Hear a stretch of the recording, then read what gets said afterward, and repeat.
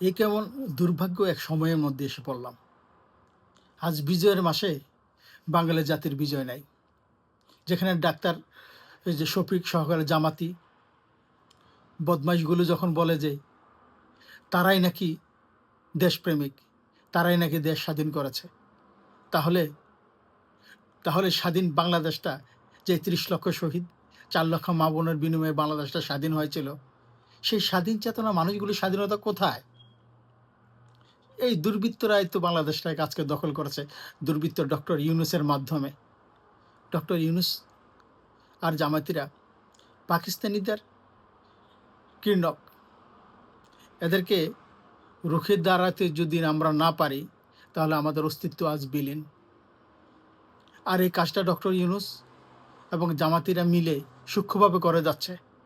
আজ অবধি ডক্টর ইউনূসের মাধ্যমে আমাদের ২৯৬ জন সাংবাদিক জেলের অন্ধকার প্রকোষ্ঠে।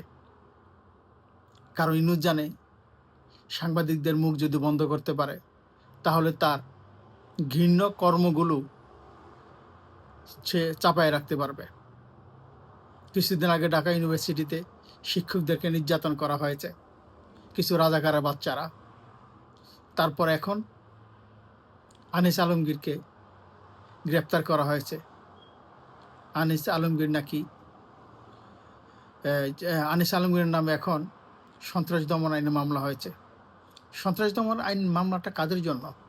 যারা দেশের সম্পদ নষ্ট করে, কাউকে হত্যার চেষ্টা করে, দখল করতে চায় কোনো কিছু, এদের জন্য।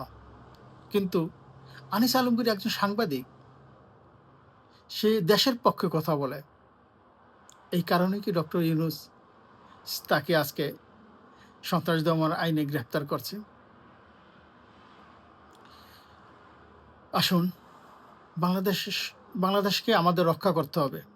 এই রক্ষার জন্য কেউ না কেউ দাঁড়াতেই হবে।